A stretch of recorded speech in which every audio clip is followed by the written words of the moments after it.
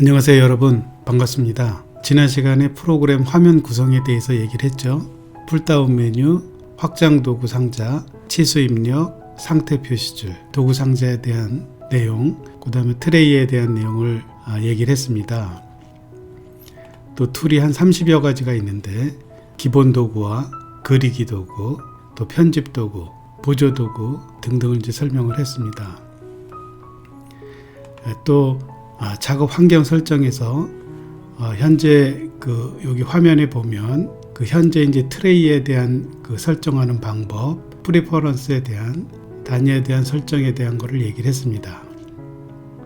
오늘은 각 기본 도구, 그리기 도구, 편집 도구 이런 거에 대한 것을 연습을 해보고 실행을 한번 해보도록 하겠습니다. 스케치업을 이제 켜게 되면 이제 이런 화면이 뜨게 됩니다. 우리 지난 시간에 얘기했던 그런 메뉴들, 여기 메뉴에 있는 것들이 이제 풀다운 메뉴죠. 그리고 기본 메뉴들도 여기 있습니다. 그리고 확장 도구 메뉴도 이렇게 이제 있게 되고, 그리고 여기 이제 많은 메뉴에 이제 리본 메뉴들이 있는데, 이 리본 메뉴들은 익스텐션의 웨어하우스라든지, 그리고 이제 루비를 다운받아서 이렇게 이제 설치한 것들입니다. 이 루비들은 스케치업에 3D 모델링을 이제 작성할 때 이 루비들은 이제 필요에 의해서 디테일한 부분이라든지 비정형 건축물이라든지 또는 이제 공면이라든지 어플리케이션처럼 또 다른 표현들을 많이 할 때 이제 사용하는 것들입니다.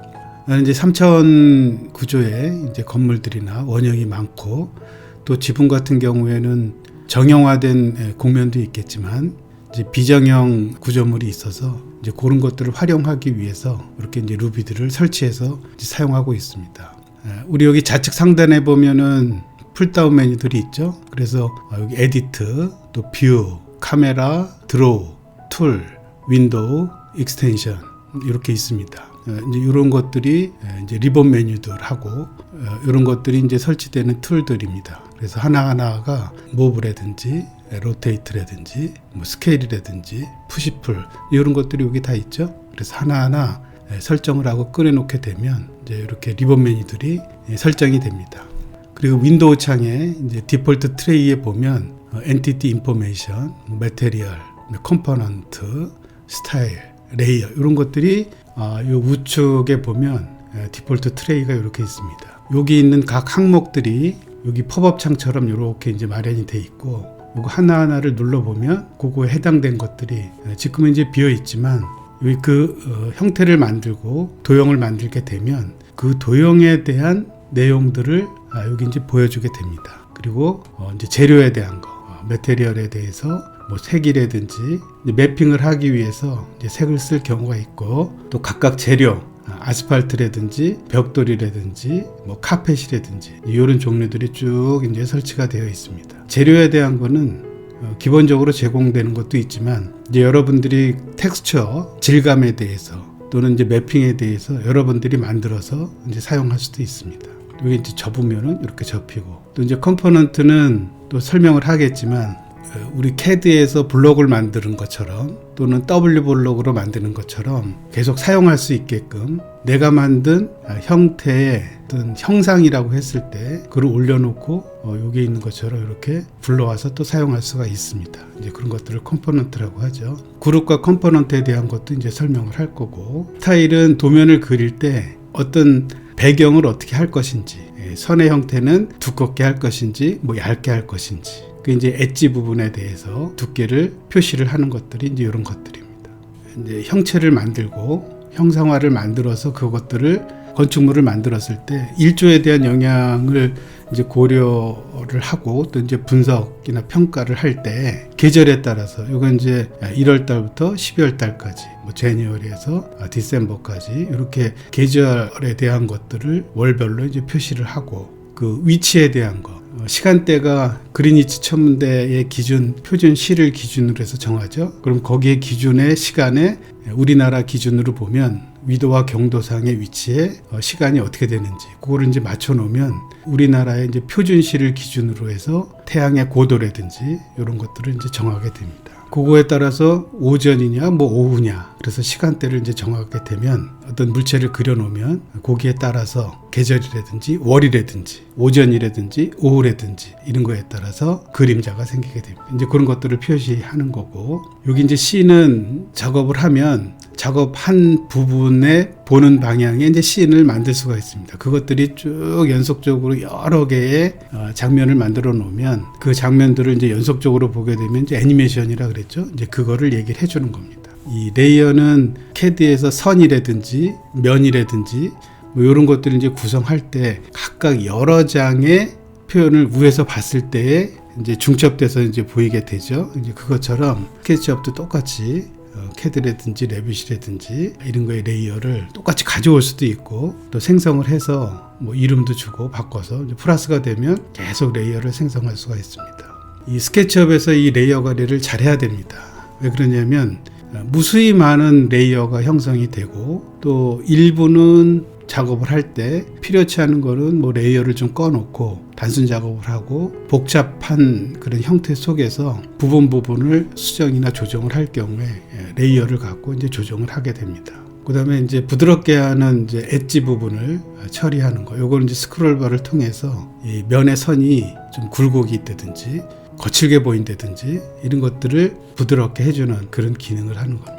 그래서 이 디폴트 트레이에 대한 것들은 이제 보통 기본적으로 이 정도를 해놓고 이제 작업을 하는데, 필요에 따라서는 뭐 껐다가 다시 생성을 하고 이렇게 작업을 하는 경우도 있습니다. 화면의 크기가 조금 크다라고 하면 뭐 이 정도, 이 전체에 보이는 것 중에서 이 정도는 이 화면에서 작업하는데 큰 영향이 없습니다. 기본 도구, 그리기 도구, 편집 도구가 있죠. 하나 하면서 이제 복합적으로 다른 기능들을 이제 같이 설명하도록 하겠습니다. 우리 여기는 이제 기본 도구라고 그랬죠. 이제 뭐 셀렉트 이렇게 마우스를 갖다 대면 그거에 대한 설명을 이렇게 해주고 있습니다. 이거는 이제 페인트 통이죠. 페인트 바켓, 그다음에 이레이저 이런 게 있고, 이거는 라인, 사각형, 원형 이렇게 쭉 있습니다.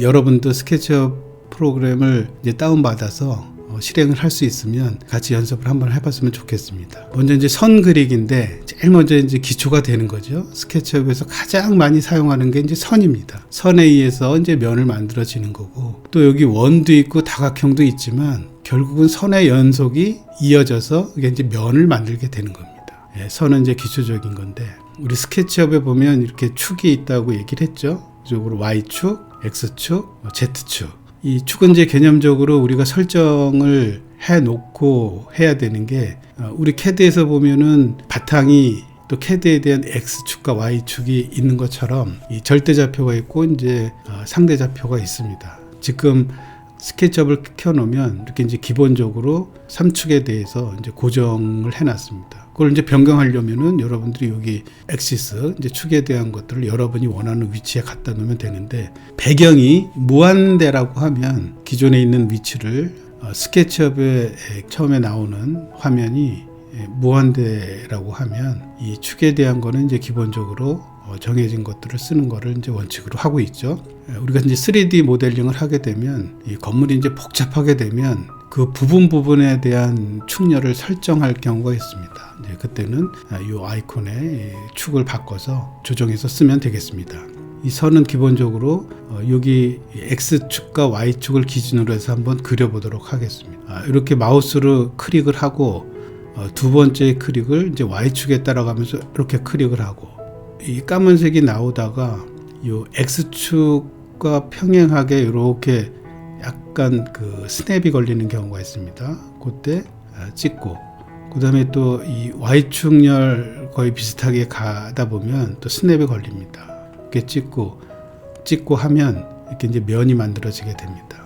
스케치업은 기본적으로 선과 선들이 이어져서 시작한 점에 다시 오게 되면 항상 이렇게 면을 만들어지게 됩니다. 그렇지 않고 선 해서 이렇게 끝나면 절대로 이제 면을 만들어질 수가 없습니다. 다시 면을 만들 경우에는 선을 잇게 되면 이렇게 이제 면이 만들어지겠죠. 이 면이라는 거는 입체적으로 그리기 위해서는 이제 선을 갖고는 이제 형상화를 시킬 수가 없습니다. 그래서 3차원적인 공간을 만들거나 아니면은 3차원적인 형체를 만들기 위해서는 항상 이제 면이 이제 필요하게 되는 거죠. 그리고 이제 이렇게 만들어졌다라고 하면 한 번 클릭을 하면 이제 면이 잡히게 되고 두 번 클릭하게 되면 면과 선이 같이 잡히게 됩니다. 그리고 이거를 이제 지울 경우에는 이제 딜리트 키를 눌러도 되고 우측 마우스를 클릭을 하면 이제 이레이저 이렇게 이제 지울 수도 있고 또 실행을 취소하려면은 컨트롤 Z 키를 누르면 실행이 이제 취소가 되겠습니다. 그럼 이제 면과 선이 같이 있는데 선도 우리가 하나하나 이렇게 그렸기 때문에 그 선을 잡을 경우에는 그린 거에 대해서 하나하나 이렇게 잡히게 됩니다. 이제 다 잡을 경우에는 우리 셀렉트 툴로 해서 윈도우로 이렇게 잡으면 이제 다 잡혀지게 되는 거고 마우스로 더블 클릭을 하게 되면 이제 다 잡혀지게 됩니다. 또 이거를 이제 보기 위해서 위에서 이렇게 볼 경우에는 우리 여기 이제 툴 중에 오빗이라는 툴이 있죠. 그거를 누르고 이렇게 하게 되면 위아래 좌우 상하 이제 이렇게 볼 수가 있는 거고 마우스의 휠을 누른 상태에서 하면 이제 똑같은 기능을 하게 됩니다. 또 여기에 그 오빗 명령어에 이 Shift 키를 누르면 이제 펜 기능을 합니다. 펜 기능은 이제 요거 손바닥처럼 생긴 거죠. 이게 이제 펜 기능인데 Shift 키를 누르고 얘는 위아래가 아니라 비교 각도는 같지만 위치만 바꿔주는 역할을 하는 게 이제 펜 기능입니다. 그리고 이거 명령을 취소할 경우에는 스페이스 바를 누르면 이제 그 명령이 이제 취소가 되죠. 또 이거를 이제 이렇게 가까이 보다가 이제 전체를 볼 경우에는 돋보기 기능 툴을 이용하면 그 부분만 이제 확대해서 이제 보여주고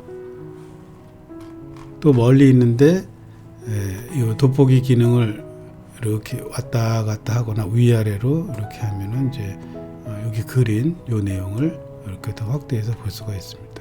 그 다음에 또 이렇게 윈도우처럼 이렇게 확대하면 이렇게 이제 크게 보여주고 여기 6개의 기능은 이렇게 화면을 어떻게 보느냐 구성을 하느냐 요걸 이제 카메라 도구라고 했죠. 그렇게 보면은 되겠습니다. 주로 이제 제일 많이 사용하는 거는 마우스의 휠을 갖고 이렇게 하든지 또는 Shift 키를 누르고 이제 펜 활동을 하는지 이렇게고 이 기능들을 하나하나 눌러서 하는 경우는 그렇게 많지는 않습니다. 그래서 마우스 휠을 갖고 사용하는 게 이제 대부분이다 이렇게 생각하면 되겠습니다. 선을 그릴 때 지금 임의로 이거를 이제 정확하게 이제 치수를 우리는 프리퍼런스에서 이제 건축 도면이기 때문에 이제 미리 단위를 기준으로 했다 그랬죠. 그럼 여기 이제 좌측 하단에 보면 길이에 대한 거, 랭스에 대한 것들이 이렇게 이제 표시가 됩니다. 선도 이렇게 하나를 찍고 원하는 위치에 갖다 놓고 좌측 하단에 보면 입력창이 있습니다. 거기에 2000이라는 치수를 이렇게 치면은 2000에 맞게끔 이렇게 선이 그려집니다. 또 수평 방향으로 이렇게 찍고 좌측 하단에 수치 입력창에서 2000을 입력을 하게 되면 2000만큼 이렇게 가게 됩니다. 그 다음에 이제 수직으로 딱 내리면 요 길이가 전체가 2000, 2000, 2000 되는 이제 정사각형이 만들어집니다. 그럼 이 정사각형을 치수가 맞는지 안 맞는지를 이제 정확히 확인하기 위해서는 보조 도구죠. 보조 도구에 보면 여기 이제 테이퍼 메저 툴이라는 게 있습니다. 쉽게 얘기하면 이제 줄자입니다. 줄자. 이제 줄자를 딱 누르면 이렇게 해서 그 지점까지를 딱 갖다 누르지 않은 상태에서 갖다 대면 2m의 길이가 됩니다. 또 이쪽에도 그 스냅이 걸리는 부분에 모서리에 갖다 대게 되면 이렇게 스냅이 걸려서 이제 2000 위치를 정확하게 길이로 계산을 해줍니다. 이게 이제 줄자 기능입니다. 또 줄자 기능은 이 기능뿐만이 아니라 내가 이 축선상에 이게 이제 Y축이라 그랬죠. 이걸 X축이라 그러고 Y축상에 가상선을 그려야 되겠다라고 하면 엣지라고 이제 표시가 됩니다. 온 엣지 상에서 두 번 클릭을 하면 이제 가상선이 이렇게 만들어져요. 또 X축도 온 엣지 상에서 두 번 클릭을 하면 이제 가상선이 이렇게 만들어진다. 그래서 내가 뭔가를 또 여기다 그리려고 했을 때 같은 축렬 상에서 도면을 그릴 수가 있겠죠. 여기도 이렇게 되고 여기도 이제 X축렬 상에서 이렇게 되고 그다음에 이제 여기도 같은 축렬을 Y축렬을 하나 더 만들어 놓는다고 하면 요선이 되겠습니다. 요선으로 해서 여기까지 또 여기서 이 처음에 시작됐던 선에 같은 선상에 오게 되면 이렇게 이제 스냅이 또 걸립니다. 그래서 이렇게 선을 그리고 이렇게 선을 그리게 되면 이게 이제 줄자로 되어 있었네요. 이렇게 그리게 되면 면이 이제 만들어집니다. 요거는 지나간 선이기 때문에 항상 그 하나의 엔티티 요소가 이제 같은 걸로 되어 있는데 선이 다시 그려지면 이게 끊어집니다. 그래서 이제 파란색으로 됐을 때 요거 이제 지워버리게 되면 이것도 하나의 면으로 형성이 이제 된다, 이런 얘기입니다. 가이드라인, 그 아까 가상선을 이제 만들어놨는데 이게 선이 또 많다라고 하면 여기 뷰에서 가이드라는 게 체크되어 있죠. 이걸 잠깐 숨기면 또 없어집니다. 잠깐 숨겨지게 되는 거죠. 또 뷰에서 다시 이렇게 보게 되면 이제 다시 보여주고, 이제 필요가 없다, 이 가상선이 이제 필요 없다라고 하면 풀다운 메뉴에서 딜리트 가이드 이렇게 하면 이제 없어집니다. 근데 없앴는데 또 새로 생성했으면 좋겠다라고 하면은 실행을 취소를 하면 컨트롤 Z를 누르게 되면 다시 생성이 되게 됩니다. 이게 이제 기본적으로 그 라인에 대한 툴이 되겠습니다. 그래서 여러분들이 선을 뭐 이런 선도 있고 이렇게 이제 여러 가지 형태 뭐 자유스럽게 이제 선을 만들어도 됩니다. 이해하겠죠? 연습을 좀 해보기 바랍니다. 이번에는 이제 사각 툴에 대해서 알아보도록 하겠습니다. 이 렉탱귤 이렇게 하든지 아니면은 R 단축키를 누르면 이렇게 사각형이 이렇게 되죠. 그럼 이제 사각형이 만들어서 면까지 만들어주게 됩니다. 이건 이제 쉽게 사각형을 만들어줄 수가 있는데, 그럼 이제 사이즈를 원하는 사각형을 만들어주고 싶다라고 하면 이렇게 키를 누르고 우리 좌측 하단에 보면은 그 디멘션 라인이 있죠. 여기서 2000에 2000을 하게 되면 2000 사이즈 가로 세로가 2m인 2000mm인 그런 이제 사각형을 만들어 줍니다. 이거를 이제 한번 재보면 줄자 도구를 갖고 재면 2000 이렇게 되는 거죠. 그래서 내가 원하는 크기의 사각형, 특히 이제 기초판이라든지 기둥이라든지 이거는 이제 수치가 정확하게 정해져 있죠. 그런 판을 만들 때는 이렇게 이제 시수를 입력해서 해도 되고, 가상선을 이용해서 요거를 무브 기능으로 해서 컨트롤 키를 누르면 이제 복사가 됩니다. 일정한 방향에 커서를 마우스로 클릭을 한 다음에 디스턴스, 그러니까 좌측 하단에 보면 이제 치수 입력 창이 있죠. 거기에 2000을 입력하게 되면 2000 위치에 이제 가상선을 만들어 줍니다. 요 X축에다가 이제 더블 클릭을 하게 되면 X축선상에 가상선이 만들어졌습니다. 이건 이제 무브 툴을 이용해서 이제 셀렉트로 이제 파란 선 점선으로 바뀌었죠. 그리고 나서 이제 무브가 명령이 이제 M이기 때문에 이렇게 움직이게 되면은 X축렬로 이렇게 움직이게 됩니다. 그때 이제 컨트롤 키를 눌러주고 띄면 또 하나 이제 복사가 된다는 의미입니다. 그리고 일정한 위치에다가 커서를 갖다 놓고 이제 고정을 시킨 다음에 좌측 하단의 치수 입력 창에 2000을 쳐주게 되면 X축렬로 2000 이렇게 거리가 띄어지는 가상선이 만들어집니다. 그리고 나서 이 사각형 툴인 렉탱귤러로 이렇게 커서를 이동하게 되면 이제 사각형이 이제 만들어집니다. 명령을 취소하려면 이제 엔터키를 누르면 됩니다. 이게 이제 정확하게 2m 이제 사각형이 만들어지게 되는 거죠. 마우스 휠로 이렇게 이동하게 되면 좌우 상하 높이 위에 아래로 이제 이렇게 보여준다 그랬죠. 그다음에 이제 그 사각형은 이제 굉장히 많이 그리게 되는데, 건축에 있어서 창도 사각형이고 뭐 이제 원형이라든지 형태가 이형인 여러 가지 형태도 만들어 줄 수 있겠지만 기본적인 형태는 이제 사각형입니다. 그래서 여기서 블럭과 컴포넌트를 좀 얘기를 하면서 할 텐데, 그 앞서서 우리 여기 보면 이제 그리기 도구에 푸시풀이라고 그랬죠. 이 스케치업에 있어서 이 푸시풀 기능은 모든 그 형태를 만드는 데 있어서 이제 기본이 됩니다. 그래서 이제 푸시풀에 대한 얘기를 하면서 그룹과 컴포넌트에 대한 얘기를 하겠습니다. 이 푸시풀은 이렇게 이제 면이 만들어져야 푸시풀이 밀고 당기면서 어떤 형체를 만들어줍니다. 3차원적인 이제 모델을 이제 만들어주는데 기본이 되는 겁니다. 그래서 이제 요 리본 메뉴에 푸시풀을 누르고 또는 P를 누르게 되면 이런 커서가 이제 나오게 되죠. 그래서 여기에다가 끌고 그 마우스의 좌측 버튼을 이렇게 끌게 되면 또는 밀게 되면 이렇게 형체가 이제 바뀌게 됩니다. 그럼 이제 형태가 이렇게 만들어진 거예요. 그렇죠? 그럼 이제 사각형의 정사각형의 기둥이든지 뭐 기초판이라든지 이런 것들이 이제 만들어지게 됩니다. 그럼 이제 이 높이에 대한 것도 이제 어떻게 설정을 하자고 하면, 그다음에 이 면은 이 흰색 면과 이렇게 진한 면이 생기는데, 우리 우측 마우스를 누르게 되면 이 면을 클릭을 하고 우측 마우스를 클릭을 하게 되면 이제 면의 반전이 있습니다. 리버스 페이스. 이걸 누르게 되면 하얀 선입니다. 이 하얀 선이 그려지는 거는 이제 앞면이 되겠고, 진한 선이 만들어지는 부분은 이제 뒷면이 됩니다. 물론 이제 푸시풀 할 때 큰 차이는 없겠지만, 이제 기본적으로 우리가 면을 봤을 때 하얀 면이냐 진한 면이냐에 따라서 앞면과 뒷면 또는 앞면과 속면이 이렇게 되겠습니다.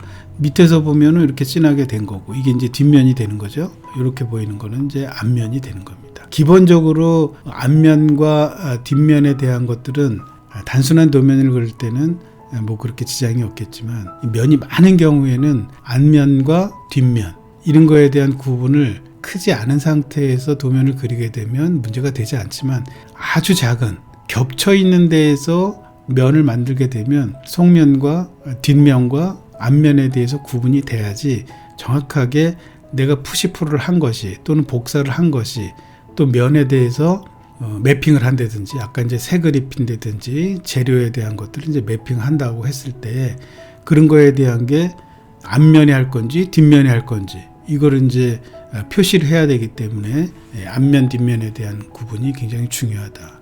그거는 우측 마우스를 선택한 다음에 면을 선택한 다음에 여기 이제 리버스 페이스를 누르게 되면, 지금 또 누르면 이제 뒷면이 되겠죠?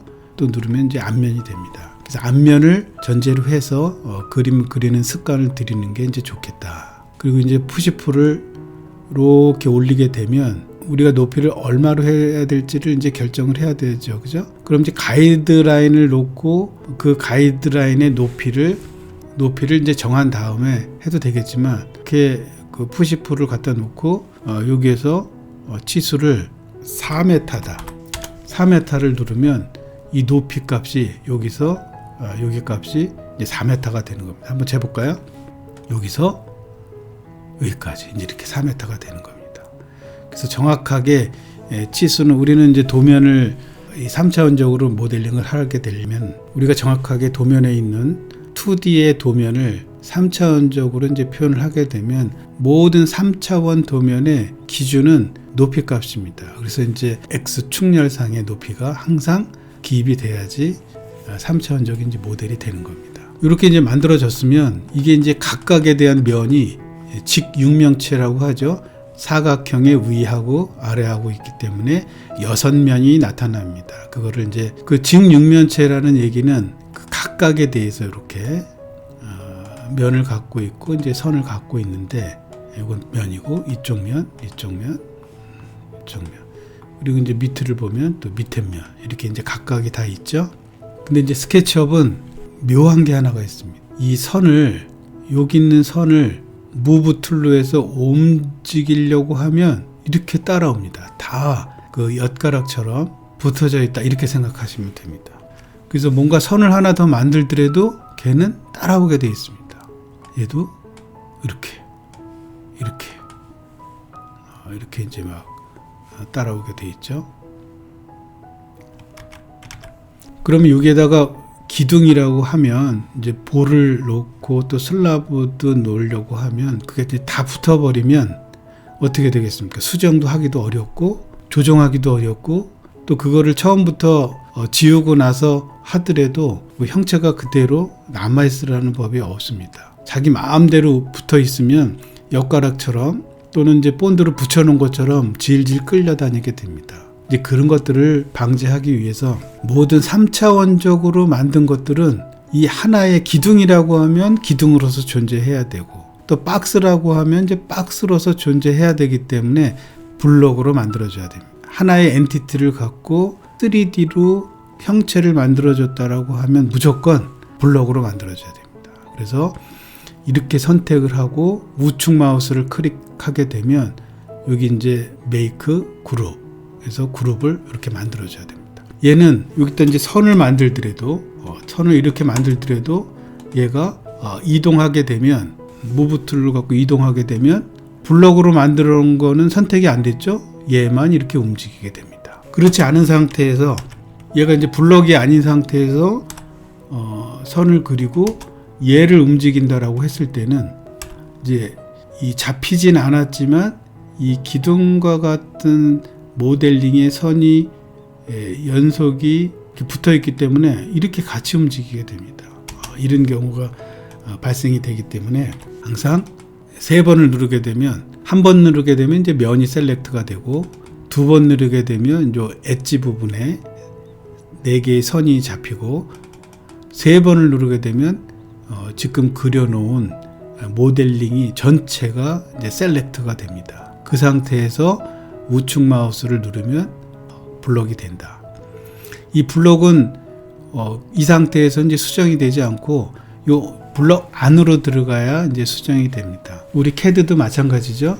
블럭으로 잡아놓은 거는 블럭의 기본 베이스 상태에서는 이제 수정이 되지 않고 블럭 안으로 들어가서, 블럭 안으로 들어가려면 더블 클릭을 하면 지금 블럭상으로 이제 내부가 들어간 겁니다. 하나하나가 이렇게 이제 잡혀서 여기서 안에서 이제 수정을 하게 됩니다. 블럭 바깥에 있는 건 이제 영향을 받지 않고 블럭 안에서만 이제 수정과 조정이 가능하다, 이런 얘기입니다. 그리고 이제 이동을 한다라고 하면 이렇게 이제 이동도 되겠죠. 이렇게 이제 이동이 되고, 똑같은 거를 이제 복사를 하려고 하면은 컨트롤 키를 누르면 이렇게 이제 이동이 됩니다. 또 이거를 파란 선으로 활성화가 되어 있죠. 그러면 이제 또 이동을 한다든지 컨트롤 키를 누르면 이렇게 이제 복사가 됩니다. 또 정확한 치수만큼을 이제 이동을 한다라고 하면 기준점을 잡고 복사를 한 6m 지점에 이동을 하겠다. 그럼 이제 커서를 고정을 시키고 나서 치수 입력창에 6000을 치면 이렇게 이제 6000 위치에 이동을 하게 됩니다. 6000이죠. 기준을 여기로 잡았기 때문에 요 모서리의 부분까지 이제 6000 이렇게 이제 이동을 하게 되는 겁니다. 여기 이제 복사 기능이고, 이제 이동 기능과 복사의 기능. 이동은 있지만 이제 복사는 컨트롤 키를 누르고 이동을 한다, 이렇게 알고 있으면 좋겠습니다. 그래서 이게 이제 블럭입니다. 블럭 또는 스케치업에서는 그룹이다, 이렇게 얘기합니다. 그래서 우리는 CAD에서는 블럭이라고 하지만 스케치업에서는 그룹, 이렇게 이제 알고 있으면 되고, 이 그룹에 대해서는 항상 그 습관을 좀 들여야 됩니다. 그래서 모든 3차원적으로 모델링을 박스라든지 기둥이라든지 기초라든지 뭐 기초판이라든지 뭐 이제 이런 걸 만들어 놨을 때는 항상 그룹을 만들어라. 그래야지 이어지는 다른 도면하고 간섭이 일어나지 않는다, 이렇게 생각하시면 되겠습니다. 그룹에 대한 거 이해하겠죠? 창이라든지 뭐 계단이라든지 뭐 핸드레일이라든지 또는 각각의 이제 가구라든지 이런 것들은 다 그 자체의 속성을 갖는 이제 그룹으로 만들어 놔야 됩니다. 자, 그러면 이제 컴포넌트에 대해서 좀 얘기할 텐데, 이 컴포넌트라는 건 뭐냐면 이제 블럭이 깨진 상태죠. 블럭이 있는 상태에서 이제 컨트롤 Z를 누르면 계속 그 실행했던 명령어들이 이제 취소가 됩니다. 그럼 요거를 다시 한번 이제 3번을 마우스를 클릭을 하고, 이제 여기 그룹 위에 있는 우측 마우스를 클릭을 하면 이제 요 팝업 창이 생기죠. 그래서 이 메이크 컴포넌트를 누르게 되면 이 컴포넌트는 CAD에서 W 블럭에 해당이 됩니다. 그래서 이름을 이제 적어주게 돼 있어요. 그래서 요거를 뭐 1번이다라고 이제 이렇게 생성을 하게 되면 얘는 이제 컴포넌트, 그룹처럼은 생겼지만 이제 컴포넌트로 인식을 합니다. 이 컴포넌트라는 건 뭐냐면 똑같은, 우리가 이제 여러 개의 기둥을 만들 수가 있는데, 기둥이 똑같다라고 하지만 어떤 경우에는 기둥이 작아질 수도 있고 이제 커질 수도 있습니다. 또 어떤 경우에는 이제 원형이 될 수도 있고. 그런데 똑같은 기능을 다 컴포넌트로 만들어 놓게 되면 하나를 수정하면 그 하나만 수정이 되는 건 이제 그룹에서는 하나만 수정이 되지만, 이 컴포넌트는 이 자체에서 뭔가를 좀 수정을 해보겠다. 그래서 푸시풀 같은 경우로 해서 이렇게 줄이면 전체가 다 줄든지 늘든지 이렇게 됩니다. 그래서 컴포넌트는 속성은 다 똑같은 형체를 갖고 있다. 수십 개가 수백 개가 된다 하더라도 같은 컴포넌트, 아까 컴포넌트 이름을 1이라고 했죠.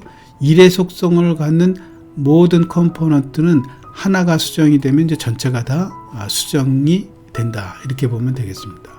이걸 갖고 또 높이를 이렇게 셀렉트 하게 되면 똑같이 다 선택이 되겠죠. 그래서 이제 푸시풀인 P를 이렇게 해서 밀기를 하게 되면 똑같이 줄어들게 되고, 또 위로 이렇게 푸시를 하게 되면 다 똑같이 이렇게 바뀌게 된다. 이게 그룹과 컴포넌트의 차이입니다. 그래서 그룹과 컴포넌트의 차이는 쉽게 이해하리라고 생각합니다. 근데 컴포넌트는 잘 써야 됩니다.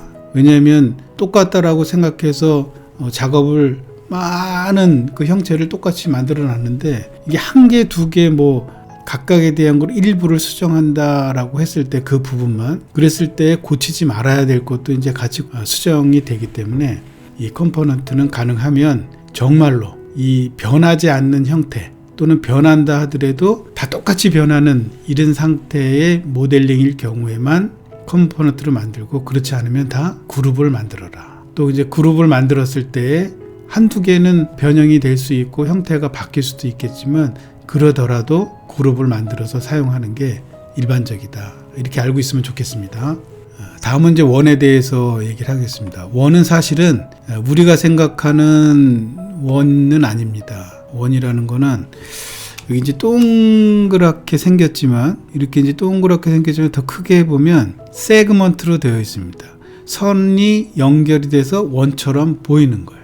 그렇죠?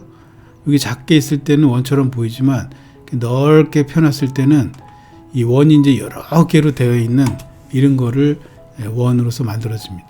그 얘기는 뭐냐면 이 다각형도 마찬가지예요. 다각형도 이게 하나, 둘, 셋, 넷, 다섯, 육각형이죠. 육각형이지만 여기 이제 우리 그 디폴트 트레이에 보면 엔티티 인포메이션에 보면 이 도형에 대해서 이제 얘기를 해주고 있습니다. 그 도형에 대한 게 선이 우리가 여기 지금 6개를 셌지만 이걸 다 셀 수가 없죠. 그럼 이 선이 분할이 또는 선이 연속이 몇 개로 이루어진 원이냐 이렇게 봤을 때 여기 보면은 세그먼트가 24개로 되어 있는 겁니다. 24개의 선이 연결이 돼서 이제 원이 된 거예요. 그러면 세그먼트를 바꿔주면 더 정확하게 되겠죠. 예를 들면 50개를 바꾸자 이거. 그럼 조금 더 원이 됐습니다. 그렇죠? 그런데 더 가까이 가보면 얘도 또 세그먼트로 되어 있어요. 선으로 되어 있습니다. 이거를 다시 선택을 하고 50개를 99개로 이렇게 해보면 이제 더 원에 가까워지겠죠? 120개로 하면 이제 120개로 선택이 된 겁니다. 그럼 아까 24개에서 50개로 바꿨다가 이제 120개로 되면서 원의 형태를 이렇게 갖게 되는 겁니다. 그러면 왜 스케치업에서 120개나 뭐 200개, 360개로 해서 정말로 원형에 가까운 곡선으로 만들면은 되는데 왜 세그먼트를 이렇게 적게 시작해서 작성하는 사람이 숫자를 바꿔가면서 원을 만들게 했을까? 이거를 생각해 보면 이 스케치업의 툴은 가벼운 프로그램입니다. 이것들이 세그먼트가 선이 요소가 면의 요소가 많아지게 되면 그만큼 용량이 많아진다는 거예요. 그래서 세그먼트를 조정할 경우에 불필요한 것까지도 이 세그먼트, 이게 면의 분할을 조밀하게 하면 그만큼의 용량을 차지하기 때문에 더 많은 표현들을 하기에 앞서서 간단한 것들은 면 분할을 적게 해서 우리가 그리는 게 정말로 이렇게 본다라면 원이지만 멀리서 보게 되면 이게 120분할을 했지만 120개 연속된 세그먼트로 했지만 아까 24개로 해도 이 정도에서 볼 거로 생각한다라고 하면 24개도 원으로 보이게 됩니다. 그래서 이제 그런 거에 대한 것들을 구분하기 위해서 세그먼트로 이제 선의 연속으로 이제 표현을 해놨다 이렇게 생각하면 될 겁니다. 그러면 이제 다각형도 마찬가지예요. 지금 6개 분할로 되어 있죠. 얘도 원을 만들 수가 있습니다. 예를 들면 24개로 만들면 아까 처음에 원을 만들었던 것처럼 똑같은 원이 생깁니다. 이렇게. 또 얘는 이제 120개로 했죠. 얘도 120개로 되면 똑같은 원이 형성이 돼요. 그래서 이 원과 다각형은 사실은 똑같아 이렇게 생각하시면 됩니다. 세그먼트의 차이에 의해서 다각형이나 원이 만들어진다. 그럼 이제 거꾸로 이걸 한번 해볼까요? 이 원을 이제 120개로 되어 있는데 우리 육각형으로 한번 만들어 보자. 그래서 6을 누르게 되면 육각형이 됩니다. 그래서 원을 만드는 서클의 메뉴나 또는 다각형을 만드는 이제 폴리곤 메뉴나 사실은 같은 개념으로서 이 세그먼트의 숫자에 의해서 원과 면이 만들어진다 이렇게 생각하면 됩니다. 그런데 이제 단 한 가지 다른 점이 있다라고 하면 입체적으로 그려놓고 원 같은 경우에는 그 세그먼트의 선이 요 이제 선만 셀렉트 해야지 여기 이제 나오죠. 일단 120개로 하자 이거. 이제 원이 만들어졌죠. 이제 푸시풀을 해서 이렇게 이제 만들어 보자 이거.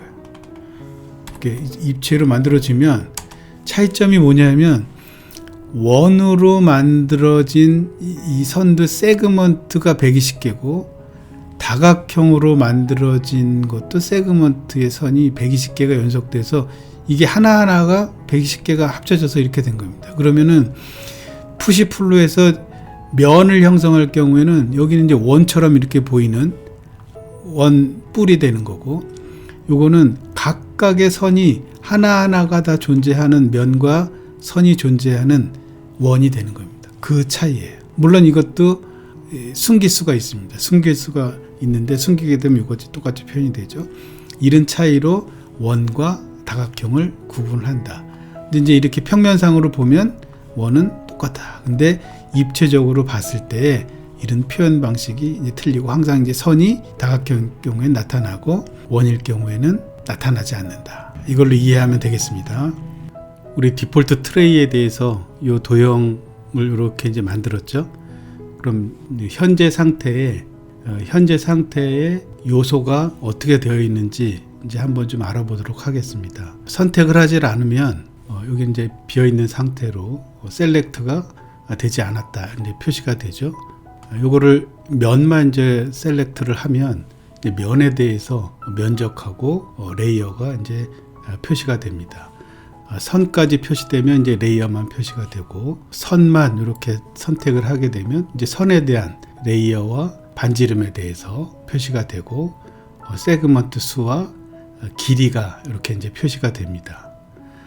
이런 것들에 대한 정보는 항상 선택한 도형이나 선택한 3D 모델링 3차원적으로 그려져 있는 푸시풀로 이렇게 형태를 만들었다라고 하면 그 위에 면만 선택할 때는 이제 레이어하고 면적 마찬가지로 선까지 이렇게 셀렉트를 하게 되면 이제 레이어만 잡히고 선만 셀렉트를 하게 되면 이제 레이어와 반지름과 세그먼트 수가 이렇게 표시가 됩니다. 그 다음에 이제 길이까지 이렇게 표시가 되고 엔티티는 내가 셀렉트한 거에 대한 그런 정보를 얘기를 해줍니다. 근데 이제 여기 이제 레이어에 대한 것들을 조금 더 알아보면 디폴트 값에 여기 이제 레이어가 있죠.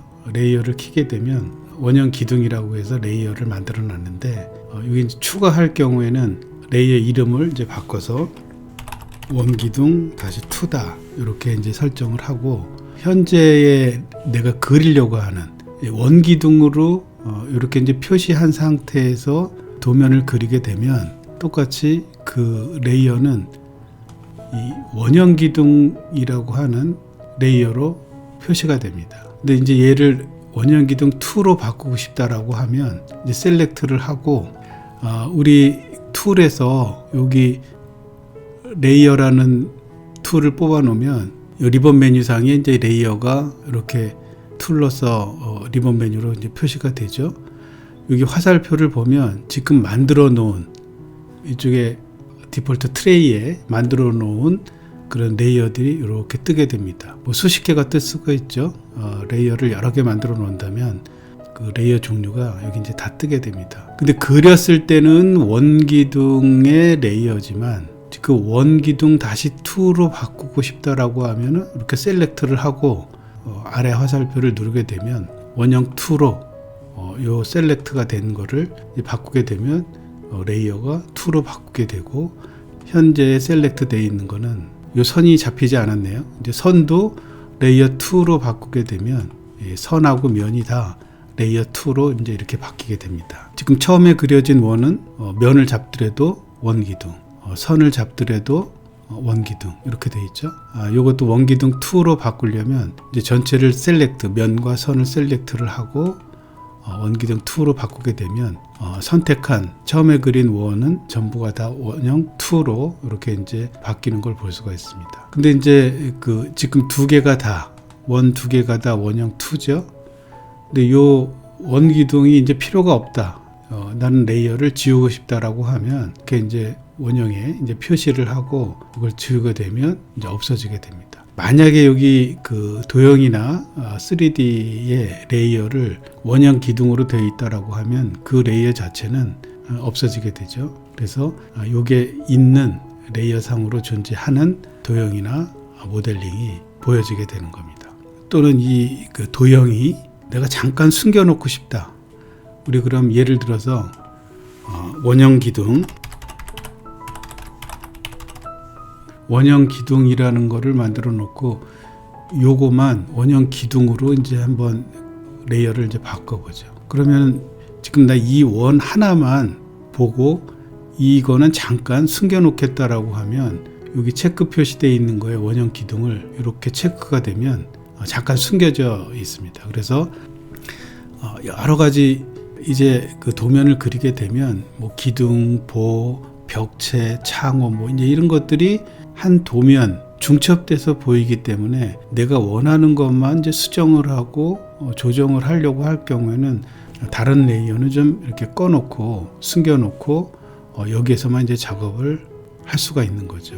보여지게 하려면은 이거를 체크를 하면은 이제 또 보여지게 됩니다. 그래서 이 엔티티의 인포메이션, 그 요소에 대한 정보하고 레이어에 대한 사항들은 항상 화면에서 작업을 하지만 작업한 상태의 상황들이 항상 눈으로 지켜보면서 상황이 지금 현재의 트레이에 대한 현재의 상태의 도면이 레이어를 어디에서 그리고 있는지, 또 레이어 표시는 잘못되어 있는지, 이런 것들을 내가 정한 레이어대로 하고 있는지, 여기 이제 까맣게 칠해져 있는 상태에서 도면을 그리게 되면 원형 기둥이라는 레이어로 되어 있는 상태에서 그리게 됩니다. 또 계속해서 그리게 되면 그 원형 기둥의 레이어로만 이제 그리게 되는 겁니다. 다른 레이어를 만들고 싶다라고 하면 그려놓고 이제 바꾸면 되겠지만, 빠르게 많은 도형들을 이제 그리게 되면 자기도 모르는 사이에 하나만 놓고 이제 레이어를 이제 그리게 됩니다. 우리 캐드상에서도 선을 그릴 때 뭐 기둥의 색깔이라든지 벽의 색깔이라든지 창호의 색깔이라든지 이런 것들을 정하고 도면을 그리게 되죠. 스케치업도 마찬가지로 나중에 작업을 하면 그만큼 시간도 많이 걸립니다. 또 여기에 블럭과 컴포넌트로 만들어 놓으면 그 많은 것들을 나중에 수정하기가 그렇게 쉽지가 않습니다. 그래서 여기 트레이 중에서 제일 중요한 거는 레이어다, 이렇게 생각하시면 됩니다. 레이어는 항상 도형을 그릴 때 지금 현재 상태가 어떤지를 보면서 작업을 해야지 수정과 조정, 그리고 뭔가를 이제 필요에 의해서 숨기거나 아니면 레이어만 키고 보려고 했을 때에 작업이 용이하다, 이런 것들을 이제 항상 주의 깊게 보면서 레이어에 대한 것들은 습관이 되어 있어야 합니다. 그리고 이 레이어에 대한 상황은 이제 복잡해질수록 여러분들이 이제 필요로 하게 됩니다. 처음부터 그릴 때 하나하나 도형을 그릴 때, 모델링을 할 때 그 요소에 대한 레이어는 구분을 해줘야 됩니다. 또 이 상태에서 이거를 이제 블록으로 만들었을 때 메이크 그룹, 블록이라는 말을 자주 쓰는데 여러분들이 이제 캐드에 습관화가 되어 있기 때문에 그룹이라는 이름이 좀 생소해서 블록이라는 표현을 하고 있지만 이제는 이제 그룹이라는 이름으로 귀에 익어야 될 것 같습니다. 여기 그룹으로 만들었는데 그룹도 역시 원형 기둥으로 되어 있습니다. 안에 거의 면이나 선은 원형 기둥 2로 되어 있죠. 그런데 현재 상태에서 블록을 만들었을 때는 이렇게 이제 원형 기둥 이렇게 되어 있습니다. 얘는 옆에 있는 원형은 원형 기둥으로 선과 면이 다 레이어상으로 이제 원형 기둥으로 되어 있죠. 이 상태에서 그룹으로 만들게 되면 안에도 면도 원형 기둥, 선도 원형 기둥, 블록도 원형 기둥, 이렇게 레이어가 현재 레이어의 상태에서 모든 것들이 정해진다, 이렇게 생각하면 될 것 같습니다. 푸시풀에 대해서 조금 더 알아보면 두 개의 원이 있죠. 이거는 그룹으로 들어가서 리버스 페이스로 해서 색깔을 좀 바꿔놓고 블록에서 이제 높이 값을 6m다라고 하면 취수 입력창에 6000을 입력하고 이제 높이 값이 나옵니다. 근데 이제 똑같은 기둥의 형태가 틀린 기둥이라 하더라도 높이 값을 계속 할 때마다 이렇게 이제 지정을 해주면 그 많은 기둥이 있다거나 기저판이 있다거나 높이 값을 줘야 되는 여러 가지들에 대한 벽도 높이 값이 다 있죠. 그런 것들에 대해서 일정하게 간단하게 이제 하는 방법은 지금 6m라는 높이 값이 푸시풀의 명령어가 이 컴퓨터는 이제 기억을 하고 있습니다. 그래서 푸시풀의 P 기능에 이렇게 끌기를 하고 나서 그 전에 그렸던 높이 값의 온페이스에 가보면 같은 높이라는 거를 이제 알려줍니다. 이렇게 알려주고, 그래서 치수를 입력을 하지 않더라도 그 전에 푸시풀 명령을 내렸던 그 높이 값을 맞춰서 이제 그릴 수가 있다라는 겁니다. 또 한 가지 방법은 이렇게 이제 원을 그려놓고 이것도 세그먼트를 120개 정도로 한다라고 똑같이 한다라고 하면 면도 이제 반전을 시켜서 지금 6m 같은 6m죠.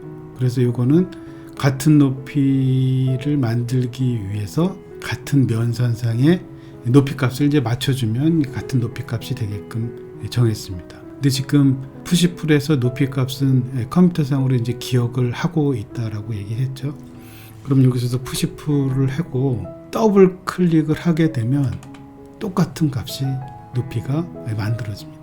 그래서 어떤 형태든지, 예를 들면 벽면의 형태든 사각형의 형태든 이런 것들이 같은 높이 값을 갖는다라고 하면 이것처럼 더블 클릭을 하게 되면 같은 높이를 다 만들어준다. 그래서 푸시풀은 그 높이 값을 만드는 거는 여기 치수 입력창에서 치수로 입력해주는 방법이 있고, 또 하나가 만들어졌을 때 그 높이 값에 대해서 온페이스 상의 높이를 이제 같게 만들어 준다든지, 면상에서 더블 클릭을 하면 그 전에 사용했던 명령어를 똑같은 높이 값으로 인식을 하고 높이를 만들어 준다. 이런 것들이 있습니다. 이런 편의사항이 있기 때문에 세 개가 다 처음에 사용할 때는 이제 치수 입력을 해서 높이 값을 잡고, 그 다음에 이제 온페이스로 해서 높이가 이제 다를 때도 있죠. 또 어떤 명령을 그 전에 내렸는지도 모르기 때문에 이렇게 온페이스로 해서 높이 값을 맞추는 방법이 있고,